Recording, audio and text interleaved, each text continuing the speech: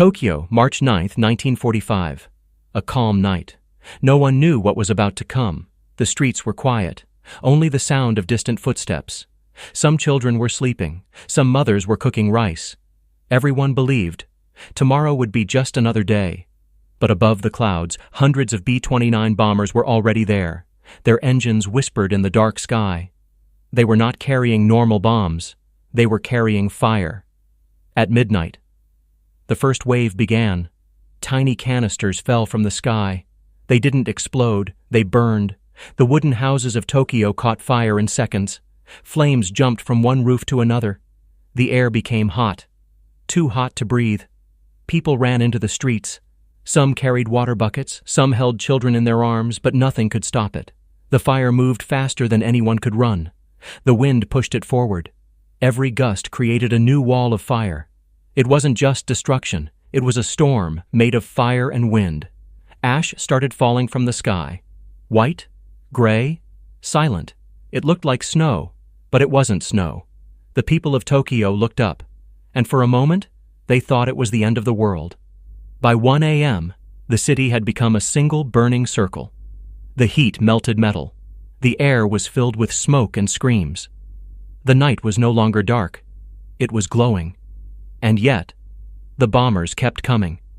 Each one dropping more fire. Each one turning Tokyo into ashes. This was not war anymore. It was something else. Something beyond imagination. The fire didn't stop.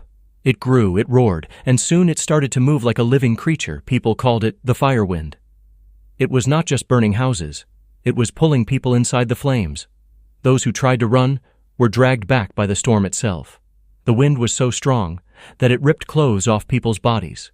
It lifted roofs, carts, even walls, and threw them into the burning air.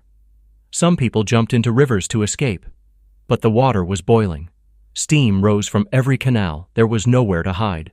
A young boy named Hiroshi ran with his sister. He was only 10, his sister barely 5. Their mother pushed them out of the house and said, "Run! Don't look back!" They ran, barefoot through the burning streets. Ash fell on their faces like snowflakes. Every breath burned their lungs. They saw people lying on the ground, some trying to crawl, some already silent. Hiroshi held his sister's hand tightly. Her voice was shaking. "Nissan, why is it snowing fire?" He had no answer. He just said, "Keep running." The city was no longer a city. It was a maze of fire and smoke. Every direction looked the same. Every street ended in flames. Then a sound, a distant roar, not from the sky, but from under the earth. The wooden bridges started breaking. Boats in the river caught fire. Even the shadows were burning. By 2 a.m., almost half of Tokyo had vanished. The sky turned orange. Even from miles away, people could see it glowing. It was said, Tokyo was visible from the sea that night. The bombers turned back. Their mission was done. But the fire kept doing its job. Hiroshi and his sister finally reached an open field. A few people were there, silent, crying, praying. No one spoke much. No one could. Everywhere. Ashes. Ashes of homes. Ashes of dreams. Ashes of people. The wind slowed down, but the city kept burning till morning. When the sun rose, Tokyo was gone. The streets were white with ash. Bodies lay like shadows burned into the ground. The silence was heavier than the night before, and from the smoke, a single sound came, a crying child. Hiroshi's sister was still alive. He looked at her, trembling. He didn't cry.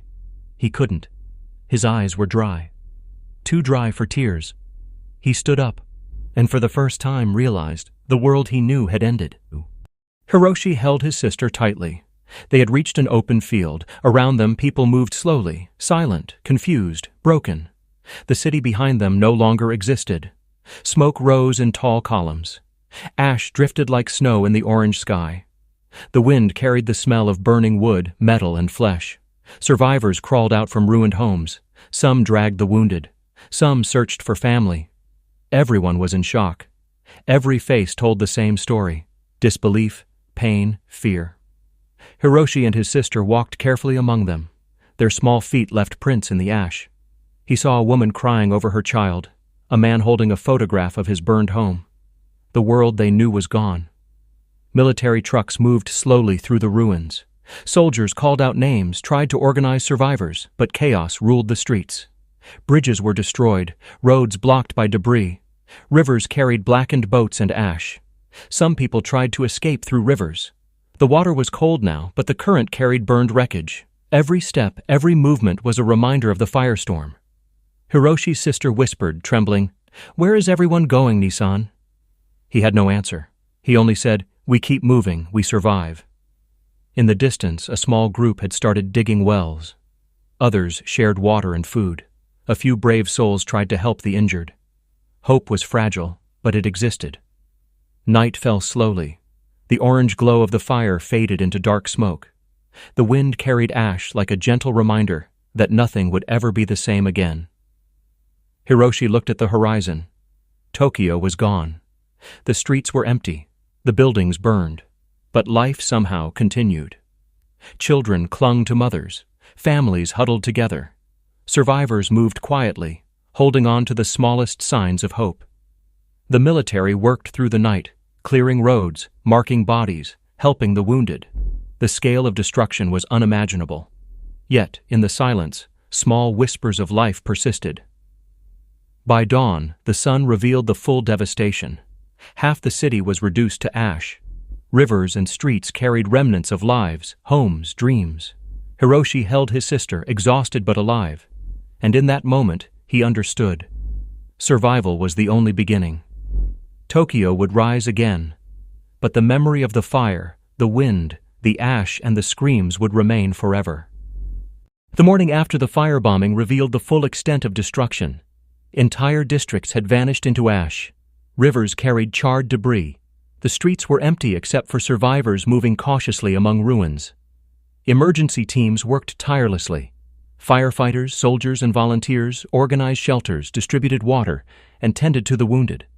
Hospitals, many damaged or destroyed, operated under extreme pressure. Temporary stations were set up in schools, temples, and open fields. Survivors faced unimaginable loss. Families searched for missing members. Neighbors helped one another, forming small pockets of community amid devastation. Food was scarce, clean water even more so. Every movement through the city reminded them of the firestorm, the wind, and the ash that had taken everything. The psychological toll was immense. People wandered in silence. Children clung to parents. Adults stared at ruins in disbelief. Even the rescuers were shaken by the scale of destruction. The city had changed forever. By the end of March 10, 1945, Tokyo had lost nearly half of its buildings. Tens of thousands had died. Many more were injured or displaced. The firebombing was one of the deadliest raids in history, marking a devastating moment in the Pacific War. Yet amid the ruins, life began to stir. Communities rebuilt temporary shelters. Water was shared. Food rationed carefully. People planted small gardens. Children played quietly among ruins. The spirit of survival endured. Historical records remember the Tokyo firebombing not just for its destruction, but for the resilience of those who lived through it. The city would rise again, but the memory of that night, the wind, the flames, the ash, would remain forever etched in history. As the sun set over a city of ruins, the survivors looked forward cautiously. The night of fire was over, but the lessons of resilience, humanity, and endurance remained. Tokyo had been broken, but Tokyo would survive.